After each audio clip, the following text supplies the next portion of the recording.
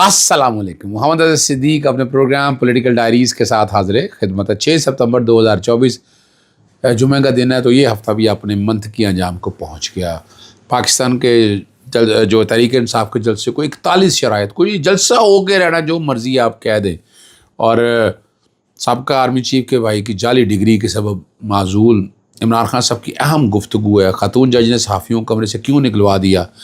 اور supreme court سے آج انتہائی اہم فیصلہ آنا ہے نیب والا. لیکن اس سے پہلے میں آپ کو بتاتا چلوں پاکستان پی ٹی اے کی طرف سے نوٹیفیکیشن آیا کہ آئی ایس آئی کو کسی آفیسر کو کال ٹیپ کرنے کی اجازت ہے.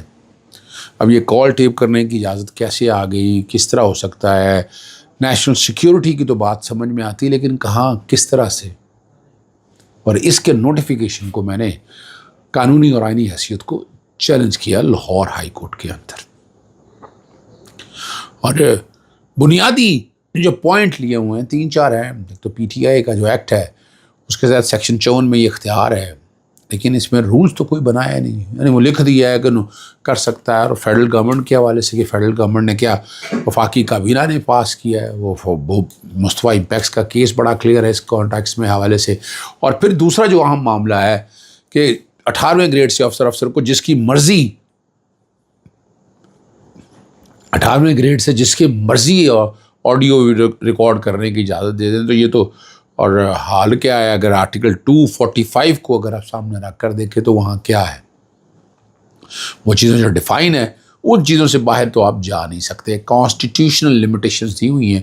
اس کی سماعت چیف جسٹس عالیہ نیلم صاحبہ, جسٹس عامر فاروق, جسٹس سید شہباز علی رضوی صاحب اور جسٹس عامر فاروق صاحب. لارجر بینچ 3 ممبر بینچ جو ہے یہ آج کرے گا. دوسرا ہے جیل کی سہولیات کے حوالے سے خاص طور پر عمران خان قیدیوں کے کانٹیکس میں بہت سے امپورٹنٹ پوائنٹ اٹھائے ہیں. ان چیزوں کو سامنے رکھتے ہوئے منیر احمد کی طرف سے, اور اس میں پورا کیس لا اور ہر چیز میں نے سامنے رکھی ہے تاکہ حالات اور واقعات بتا سکے. اور چیزیں بڑی اہم نکات اٹھائی ہیں اس آئینی پٹیشن کے دوران.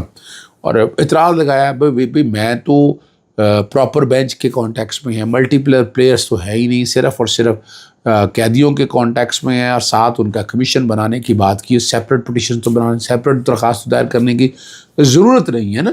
عدالت نہ الاؤ کرے نا. یعنی یہ فیصلہ تو کرنا ہے رجسٹرار آفس نے, چیف جسٹس کے اور جوڈیشل سائڈ پہ یہ فیصلہ کیا کرنا ہے. آئیں آپ جوڈیشل پہ آئیں, ملٹیپل پریئرز کر رہی ہیں, جو کرنا ہے جو طے کرنا ہے یہ سارا اس سائڈ پہ آ کر. لیکن یہ کہہ کر کہ نہیں اس کو اپنا صرف اس بنیاد پر فیصلہ کر رہا ہے, یہ اختیار غالباً رجسٹرار آفس کا ہے نہیں ہے. پاکستان تحریک انصاف کو جلسے کی اجازت مل گئی ہے. 41 شرائط اور علیحدہ راستے کے ساتھ دی گئی ہے. 8 ستمبر کے لیے انوسو جاری کر دیا گیا ہے, ضلعی انتظامیہ کی طرف سے جاری کیا گیا ہے. اور ابھی وہ نیا قانون جو بنا ہے اس کا اطلاق نہیں ہوا.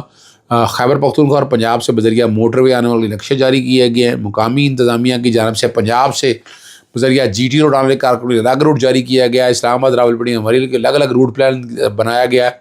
اور انتظامیہ کی جانب سے یہ کہا گیا نوٹیفیکیشن کے مطابق دوران جلسہ شہریوں کے بنیادی حقوق کا تحفظ یقینی بنائے گا. 4 بجے شروع ہو کر 7 بجے اختتام ہوگا. کسی قسم کے دھرنے کی اجازت نہیں ہوگی.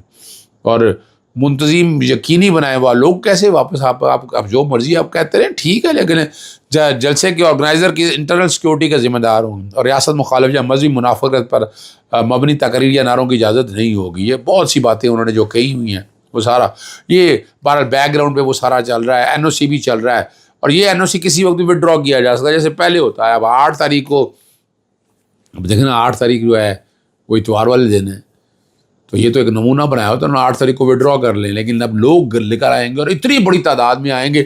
میں نے بول کے نیوز کے پروگرام میں بڑی وضاحت کے ساتھ بتایا کہ نہیں یہ طریقہ نہیں ہے, یہ آپ جو مرضی آپ کہتے رہیں. اختیار ولی بیٹھے ہوئے تھے, دیکھیں ادھر ادھر کی باتیں اب جو مرضی کہتے رہے. آئین اور قانون کی پاسداری کی بات کرنا, آئین کیا کہتا ہے قانون کیا کہتا ہے اس پہ چلنا ہے نا. آپ کو تو اس پہ چلنا ہے, اس پہ چلیں. مزہ بھی آئے کہ آپ حالات کیا لے کے جانا چاہتے ہیں, آپ کا نقطہ نظر کیا ہے. یہ ہے وہ ساری باتیں جس پہ آنا ہے. جناب باجوہ صاحب جو نام نہیں لیتے نا, قمر جاوید باجوہ صاحب, ان کے جو بھائی ہیں نا ان کی ڈگری جعلی نکلی ہے.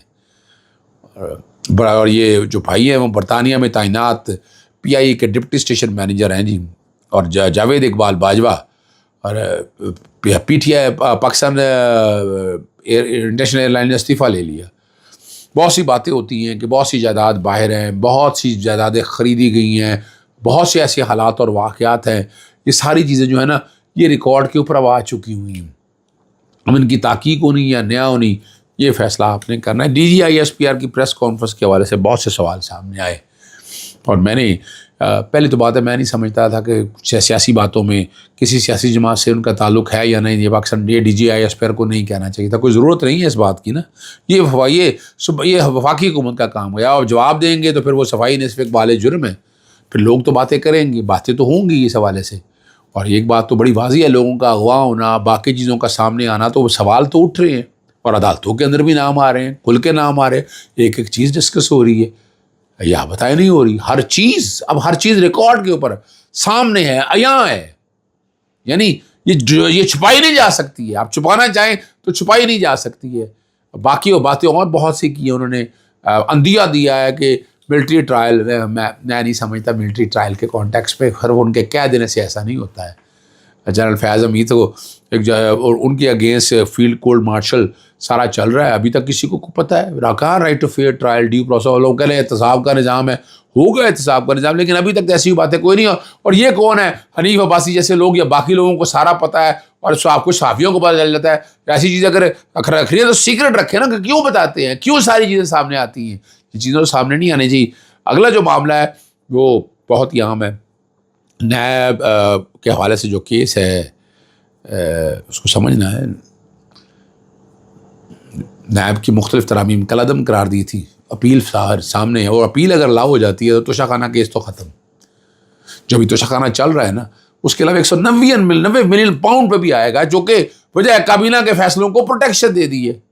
تو 190 ملین پاؤنڈ میں ہے کیا؟ پیسہ سارا آ چکا ہوا ہے. پیسہ تو جتنا بھی ہے 190 ملین جو پاؤنڈ جو ہے نا، وہ تو پاکستان آ چکا ہوا ہے پیسہ تو باہر. اور یہ منی لانڈرنگ کا کیس ہے نہیں. یا بتائیں منی لانڈرنگ کا کیس ہو، بتا دیں آپ منی لانڈرنگ کا کیس ہے. منی لانڈرنگ کا تو کیس ہی نہیں. اور پیسہ یہ یا تو کہیں نا کسی عدالت نے کہا، یہ تو آپ نے دے دیا واقعی حکومت کو، اور سپریم کورٹ نے کہنے پہ دے دیا. لیکن یہ کیا دیا نہ چاہیے تھا. یہ ملک ریاض کا اپنا پیسہ ہے کہ نہ کوئی نیب کوئی کنوکشن ہو سکی، نہ منی لانڈرنگ ثابت ہو سکی. چیز ریکارڈ پہ ایسی کوئی چیز ہے نہیں.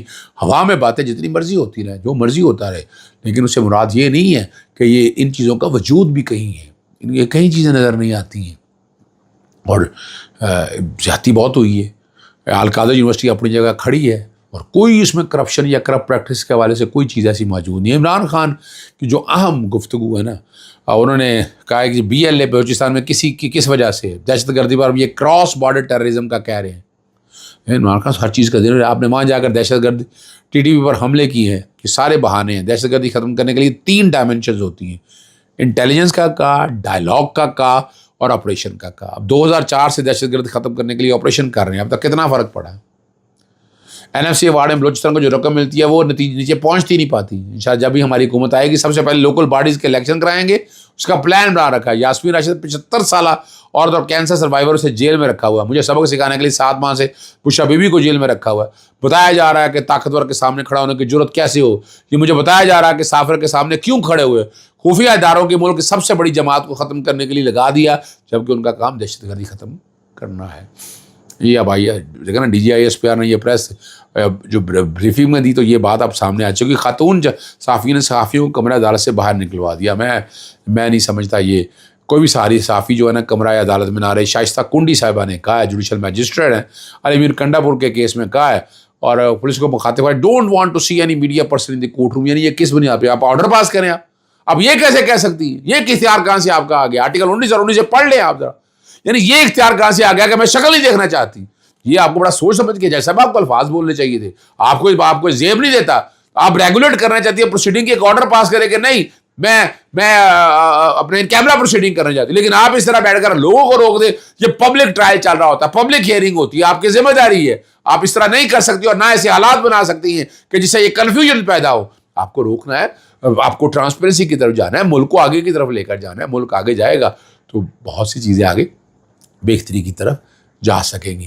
اگلا جو آخری جو بات میں نے آپ سے کرنی ہے، فائر وال کے حوالے سے ایک متفرق درخواست میں نے دائر کی ہے کہ جس میں نے جو کاسٹ، جو نقصان ہوا ہے، باقی چیزیں ساری وہ پوچھی ہیں.